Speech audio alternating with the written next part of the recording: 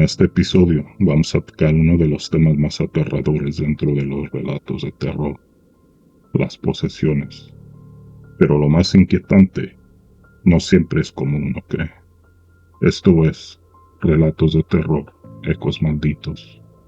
Y el primer relato empieza así. Marina encontró a Tania en el baño antes de que terminaran de empacar. El agua del lavabo estaba abierta. La luz parpadeaba sobre el espejo. Tania tenía las manos bajo el chorro y la cabeza inclinada hacia un lado, atenta a algo que parecía venir del pasillo. Habían llegado a esa casa apenas unas horas antes. Marina pensó que su hermana se había levantado a lavarse la cara, pero al acercarse vio que Tania estaba despierta de una manera normal. Tenía los ojos abiertos, fijos en el espejo, con la cara mojada y los dedos tensos bajo el agua. Marina la llamó, pero Tania siguió mirando el reflejo. Cerró la llave despacio, pero el sonido del agua continuó unos segundos más saliendo del baño, aunque el lavabo ya estaba apagado. Desde la cocina llegaron 3 toques. Tania bajó la mirada hacia sus propias manos, como si recibiera una instrucción. Luego se limpió las manos en su blusa y caminó hacia el pasillo. Marina le cerró el paso antes de que saliera del baño. Tania tardó en reaccionar. Sus labios se movieron apenas, y la respuesta pareció venir de otra parte. Dice que todavía no alcanza. Marina miró hacia la cocina. Algo contestó detrás del cemento. 3 toques pausados, claros, justo donde la pared se veía más gruesa que la demás. Tania intentó seguir avanzando. Su cuerpo se inclinaba hacia el pasillo con una fuerza rara, como si la estuvieran jalando desde ese punto de la casa. Marina tuvo que sujetarla de los brazos y detenerla contra el marco. Entonces Tania parpadeó. La tensión se le fue del cuerpo y empezó a llorar. Tenía líneas delgadas hundidas en las palmas, parecidas a hilo apretado durante mucho rato. Desde la cocina llegó otro toque. Tania dejó de llorar. El cambio fue pequeño, pero Marina lo vio. Tania bajó los hombros, respiró más despacio y giró la cabeza hacia el pasillo, atenta otra vez a algo que parecía hablarle sin voz. Marina la sacó del baño y la llevó a la sala. La televisión quedó prendida para romper el silencio, aunque ninguna de las dos la miraba. Tania se envolvió en una cobija y se sentó en el sillón con los pies recogidos. Cada pocos minutos revisaba sus manos, luego miraba hacia la cocina. Marina tomó el celular para llamar al dueño. Tania habló sin levantar la cara. Si viene, va a mentir. La expresión le cambió y volvió a llorar, más confundida, como si también él hubiera escuchado sus propias palabras y no supiera de dónde habían salido. Tania apretó la cobija contra su cuerpo y agachó la cabeza, tratando de no mirar hacia el pasillo. A las 3 de la mañana, Marina despertó porque su hermana ya no estaba en el sillón. La encontró sentada en el piso de la cocina, frente a la pared. La casa tenía una ampliación vieja, mal hecha, y ese tramo de cemento parecía cubrir un hueco. Tania tenía una mano extendida hacia la pared, sin tocarla del todo. La otra mano la mantenía sobre su garganta. Marina se acercó despacio. Tania movía los labios, pero apenas salía el aire. Parecía estar practicando palabras que no quería decir. Cuando Marina intentó levantarla, Tania empujó la mano de su hermana con una fuerza que la hizo retroceder. Luego empezó a tocar el cemento con los dedos 3 veces. Se quedó esperando. Algo respondió al otro lado. Marina la agarró de los brazos para apartarla. Tania giró la cabeza con una rapidez que no parecía humana. Su mirada pasó de largo y se quedó fija en la puerta abierta. Luego intentó avanzar otra vez, despacio, como si el cuerpo de Tania todavía no le obedeciera por completo. Tania habló con la boca apenas abierta. Aquí dejaron la lengua. Al mismo tiempo que dijo eso, la luz de la cocina se apagó. Marina la sujetó de los brazos y la apartó del muro. Tania intentó volver hacia la cocina, pero el cuerpo se le aflojó antes de llegar. Tania empezó a llorar como si acabara de regresar sin saber a dónde se había ido. Esa vez recordó algo. Una imagen de una mujer arrodillada junto a la cocina, con la boca lastimada, tratando de mantener los labios cerrados mientras alguien rezaba detrás de ella. Marina ya no esperó al amanecer y llamó al dueño. El hombre contestó molesto, pero perdió fuerza cuando Marina mencionó la pared de la cocina. Intentó culpar a la casa vieja, sin comprometerse con nada. Hablaba rápido, cortando a Marina cada vez que ella regresaba al mismo punto. Tania escuchaba desde el sillón, con la mirada perdida. Entonces empezó a hablar fuerte para que el dueño la escuchara. Pregúntale por la mujer del lavadero. El dueño guardó silencio. Marina sintió que esa pausa decía más que cualquier explicación. Cuando el hombre volvió a hablar, ya no pidió detalles. Solo le dijo que no tocaran la pared y que iría temprano. Tania sonrió mirando al piso. Ya se acordó. La llamada seguía en el celular de Marina, pero por un segundo la voz del dueño salió de Tania, repitiendo una respiración que él todavía no hacía. Marina colgó la llamada sin despedirse. Tania se quedó en el sillón mirando hacia la cocina. Cada vez que Marina se movía, su hermana levantaba la cara, como si algo le avisara primero. Cuando empezó a aclarar, Tania parecía haber regresado a sí misma. Tania se disculpaba y se miraba las manos con miedo. Marina quiso agarrarse a esa versión de su hermana, aunque la cocina seguía marcando el ritmo de la casa con los toques. El dueño llegó antes de las 8. Traía una caja de herramientas y la cara de alguien que ya sabe por dónde debe empezar a mentir. Apenas entró, miró hacia la cocina antes de saludar. El hombre intentó hablar como si todo fuera una falla vieja de la propiedad, pero ya no tenía fuerza para sostenerlo. Cada vez que Marina mencionaba lo que Tania había dicho en la madrugada, él bajaba la voz y miraba hacia el pasillo. Entonces Tania salió del cuarto, miró al dueño como si lo conociera desde hace años. El hombre intentó sonreírle, pero la sonrisa se le cayó cuando ella señaló la pared. Usted sabe quién lo metió ahí. Marina se acercó a su hermana. La mirada estaba fija en el hombre. Antes de que el dueño pudiera hablar, Tania le dijo. Abrieron con rezos y taparon con cemento. El dueño pidió hablar con Marina afuera. El dueño le explicó que esa pared cubría un espacio angosto que venía antes de que él la comprara. La dueña anterior había muerto sin querer vender, y los vecinos hablaban de una mujer que hacía trabajos para gente desesperada, pero él no creía en esas cosas. Mientras hablaba, miraba hacia la puerta abierta. Tania estaba parada en la entrada sonriendo. El dueño le pidió a Marina que se saliera de la casa por unos días. También le pidió que no dejara a Tania dormir cerca de la cocina. Esa advertencia fue peor que una confesión. Marina empezó a juntar ropa y documentos en una mochila. Tania permaneció en medio de la cocina, mirando la pared como si alguien la estuviera llamando por dentro. Cuando Marina pasó junto a ella, Tania habló sin voltear a ver. No te lleves mi cuerpo todavía. Marina se detuvo. Tania tenía las lágrimas en los ojos, pero la boca sonreía. Era una expresión rota, como si la mujer atrapada estuviera llorando mientras otra cosa aprendía a acomodarle la cara. Marina la tomó del brazo y la sacó a fuerzas. Salieron a rumbo a la casa de una prima. Apenas cruzaron la puerta de la otra casa. Tania cayó de rodillas en la entrada y vomitó. La prima quiso llamar una ambulancia, pero Tania le agarró la muñeca y clavó los ojos en la calle. No dejen entrar a la mujer mojada. La prima miró hacia la banqueta. La calle estaba vacía. Durante el día, Tania mejoró un poco, pero lloraba al ver las marcas de sus manos. Lo poco que pudo explicar no sonaba a sueño. Decía que dentro de la casa sentía a alguien parado detrás de sus pensamientos, esperando a que ella se cansara para moverle la boca. Esa noche, Marina regresó sola por medicinas y papeles. Cuando entró, dejó la puerta principal abierta.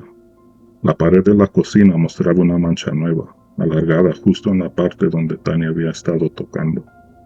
Marina tomó los documentos del cuarto y ya iba de salida cuando escuchó el lavabo. El agua sonaba fuerte al fondo del pasillo.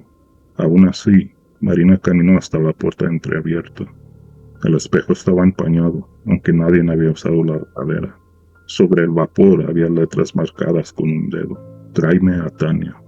El celular de Marina vibró en su bolsa. Era su prima. Marina contestó sin apartar la vista del espejo.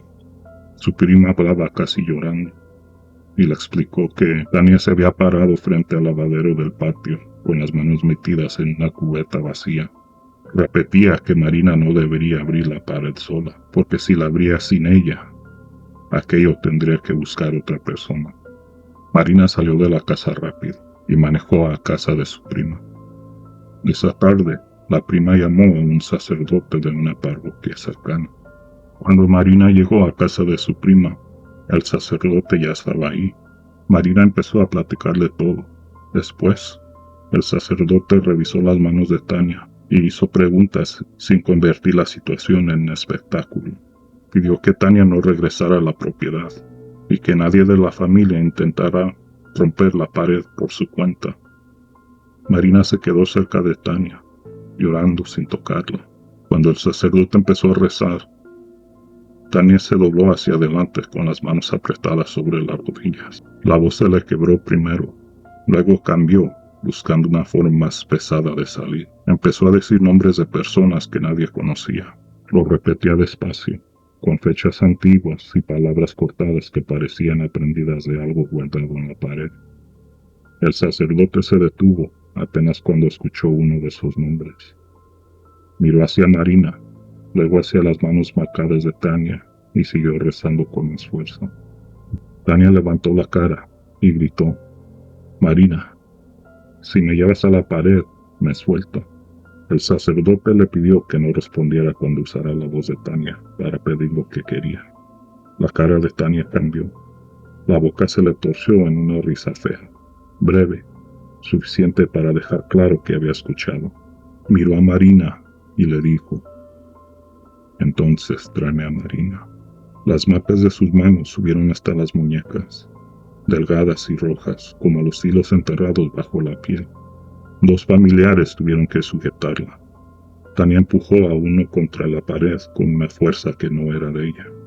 El sacerdote siguió rezando, y cada oración parecía volverla más pesada, como si algo dentro de ella hundiera más para no salir. Esto duró hasta el amanecer. Tania quedó dormida, con fiebre. Marina se quedó sentada junto a ella, mirando las manos abiertas sobre la cobija. Las marcas bajaron un poco, pero siguieron en la piel. Al día siguiente, el sacerdote fue a la propiedad con el dueño y dos hombres. Marina fue, pero se esperó afuera. Necesitaba que alguien sacara lo que había en la pared, pero no quería volver a escuchar el baño. Rompieron el cemento de la cocina, y cuando cayó, el hueco quedó abierto entre los dos muros, angosto y oscuro. El sacerdote se acercó y se quedó callado. Había cosas envueltas ahí, viejas, pegadas entre sí. Hasta el fondo se veía una botella pequeña, amarrada con hilo negro. El dueño movió un pedazo de la tela con la barra, y varias fotografías cayeron al piso. Los rostros estaban dañados al propósito, y en el fondo encontraron una hoja más reciente, y aparecía el nombre de Tania, escrito una y otra vez. El dueño juró que él no había puesto eso ahí. El sacerdote le pidió que dejara de jugar y ayudara a sacar la caja. Cuando levantaron la botella, el vidrio empezó a empañarse por dentro. Entonces Marina escuchó una voz saliendo del baño de la casa: «Eso es mío». Marina quiso correr hacia la calle, pero las piernas apenas le respondieron. El sacerdote salió con un rostro tenso y en la mano llevaba una fotografía. Se la enseñó a Marina solo unos segundos. En la imagen aparecía una mujer joven junto al lavadero. con el rostro raspado hasta borrar los ojos. Por detrás tenía un nombre desconocido y una oración escrita al revés. El sacerdote explicó lo necesario. Aquello había sido llevado a la casa. Alguien lo sujetó con objetos personales, rezos torcidos y nombres escritos. La pared funcionaba como ancla. Mientras esa ancla siguiera entera, la presencia podía seguir llamando a la persona que ya había tocado. Esa tarde, el sacerdote quemó parte de lo que encontró en un terreno de la parroquia. Tania reaccionó a la misma hora, aunque nadie le avisó lo que estaban haciendo. Tania se arqueó sobre la cama y empezó a nombrar cada objeto que sacaban de la caja. Cuando mencionó la botella, dejó de moverse. Miró a Marina y le dijo: si rompen eso, entro en ti. Marina se quedó junto a la puerta mirando a Tania con terror. Tania empezó a llorar, pero el llanto cambiaba de tono hasta regresar a su propia voz, tan parecida a ella que Marina casi se acercó sin pensarlo. Eso era lo que la presencia buscaba. En los días siguientes, los momentos claros de Tania se hicieron más cortos. Cuando volvía en sí, miraba a Marina con vergüenza, como si supiera que estaba perdiendo terreno dentro de ella misma. La presencia ya no pedía regresar a la casa, ni hablaba de la pared. Ahora hablaba de Tania como algo suyo. Una noche, mientras Marina la cuidaba, Tania abrió los ojos y dejó de llorar. Entre risas, Tania le dijo a Marina: tu hermana todavía escucha, pero cada vez desde más lejos. Su alma ya sabe a quién pertenece. Una madrugada, Tania pidió ir al baño. Marina la acompañó. Habían quitado el espejo y dejaron la puerta abierta. Tania se lavó las manos despacio, mirando hacia abajo. Parecía consciente y agotada. Al salir, se acercó a Marina y le acomodó un mechón de cabello. Luego se acercó al oído de Marina y habló usando la voz de su padre fallecido: tu hermana ya se cansó. Marina no alcanzó a apartarse. Por un instante quiso contestarle como si de verdad hubiera escuchado a su papá, pero vio la sonrisa de Tania demasiado cerca, esperando que ella cayera en la trampa. Entonces la empujó para quitársela de encima. Tania cayó sentada en el piso y empezó a reír. La prima salió primero del cuarto. Después se acercaron los demás sin saber si sujetarla o hacerse a un lado. Marina llamó al sacerdote y le contó lo que sucedió. Tania se siguió riendo hasta que su voz empezó a cambiar otra vez. Para cuando el sacerdote llegó, Tania ya no respondía a su nombre. Al ver a Tania en el piso, pidió moverla a una habitación despejada, lejos del baño y cualquier objeto traído de la casa. La oración de esa mañana marcó el punto en que Tania empezó a perder más tiempo dentro de sí misma. Marina intentaba hablarle poco, porque cualquier palabra de cariño se convertía en camino para la presencia. Cada vez que Marina se acercaba, Tania levantaba la cara con una precisión cruel, usando el tono exacto que podía quebrarla. La presencia ya sabía dónde dolía. Había dejado de pedir ayuda y de negociar con la familia. Ahora reclamaba a Tania como algo que ya estaba dentro de su dominio. Tu hermana todavía escucha, pero cada vez desde más lejos. Marina salió de la habitación antes de contestar. No hubo consuelo limpio después de eso. La familia entendió que acercarse a Tania no siempre era acercarse a ella. A veces era darle a la presencia otra forma de llamar, otra reacción que podría usar, o otra grieta por donde meterse. Marina se quedó junto a la puerta. La prima se mantuvo cerca, porque cuando Tania empezó a torcerse contra la cama y a quedarse sin aire por segundos, Marina intentó entrar más de una vez. El sacerdote le pidió que no cruzara el marco mientras el rezo seguía. Al retomar el rezo, Tania parecía agotada, hasta que el cuerpo se le tensó contra las sábanas y el colchón empezó a moverse con empujes cortos. Marina quiso entrar cuando vio que su hermana se arqueaba y dejaba de respirar por segundos, pero la prima la detuvo en el marco. Tania levantó la cara hacia Marina y sonrió, como si esa reacción fuera justo lo que estaba esperando. El sacerdote le ordenó quedarse afuera mientras el rezo siguiera. Durante el rezo, Tania empezó a decir el nombre de Marina sin mirarla. No sonaba como un llamado. Lo usaba para jalarla hacia la habitación. Tania se arqueó otra vez y la sábana se tensó contra su cuerpo. Entonces llegó el olor a agua estancada. La sábana bajo Tania empezó a oscurecerse, primero debajo de su espalda y luego hacia la orilla del colchón.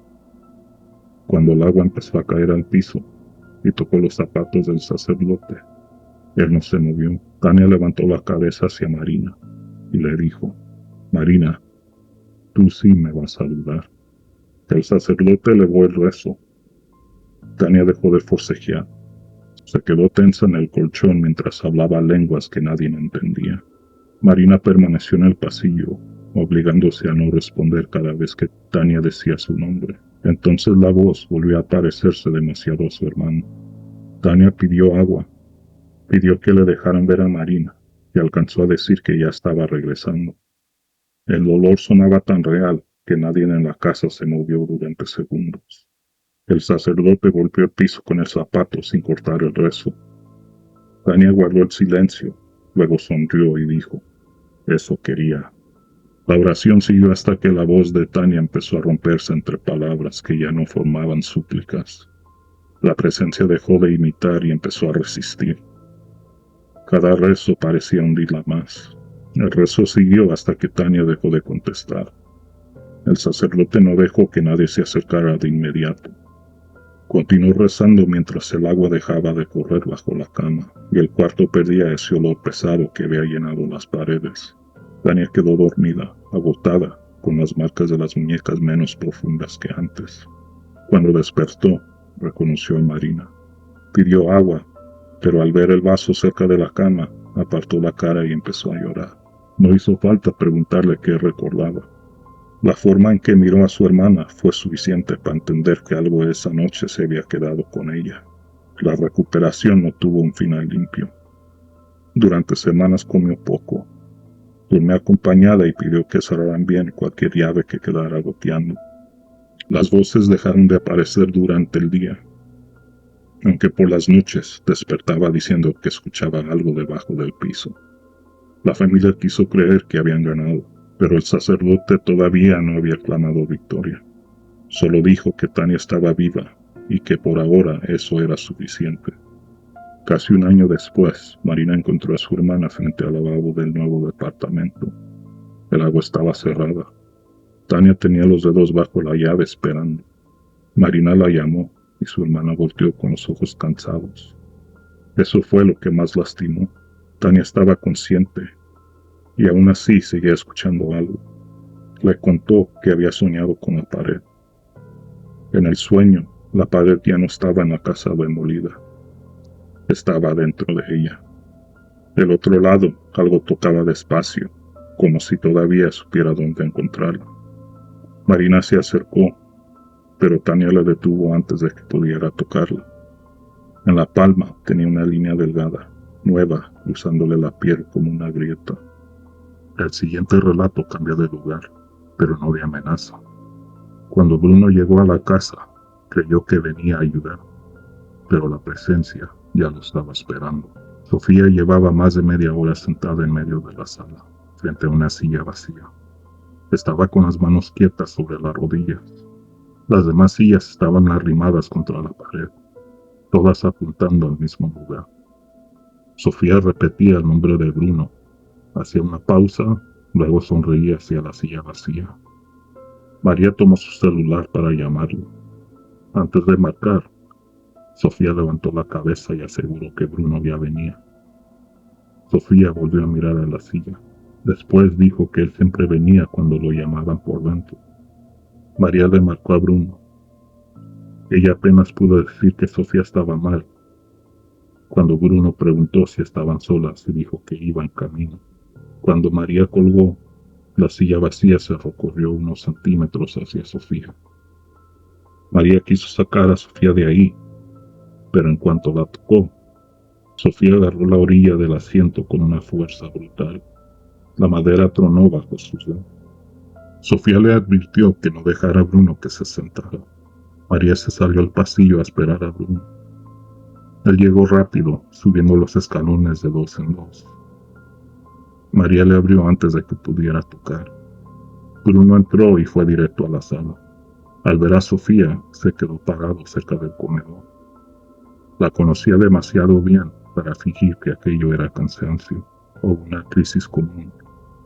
Había visto a Sofía en varios estados emocionales, pero esa noche tenía otra cosa encima.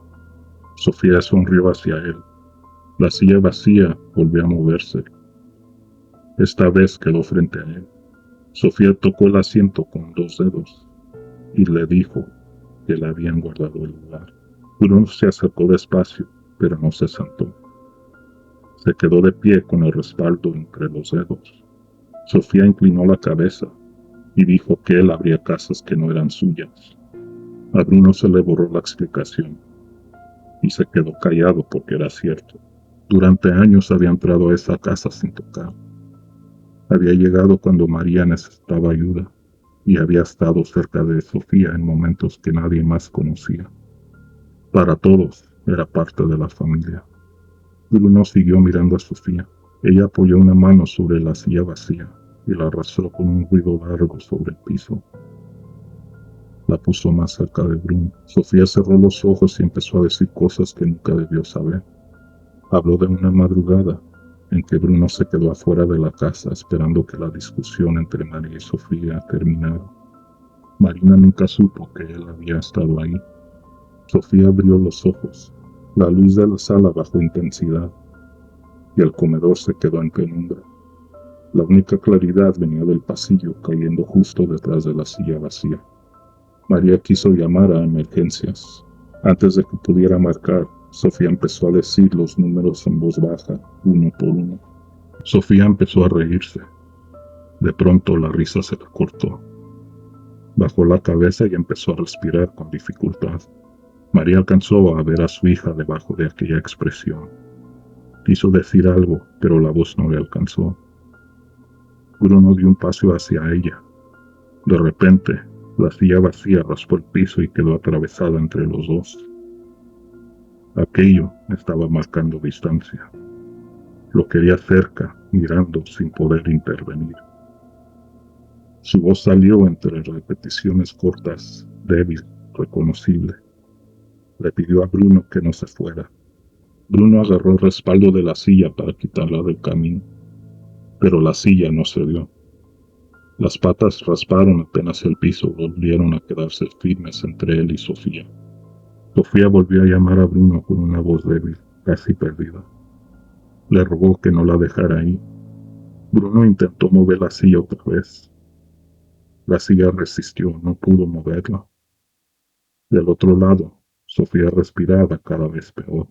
La voz le cambió antes de que Sofía pudiera recuperarse.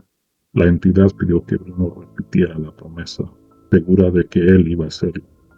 Había esperado al hombre que llevaba años entrando a esa casa cuando María ya no sabía qué hacer. Con Sofía sufriendo a unos pasos, le puso enfrente la única trampa que podía cerrarse sola, su necesidad de salvarla. Sofía se sacudió contra la silla. María la llamó, pero Sofía ya no respondía. Bruno empujó la silla que bloqueaba el paso. Esta vez se dio demasiado fácil, y eso fue lo que lo puso justo donde la entidad lo quería. Llegó frente a Sofía y se inclinó para sujetarla.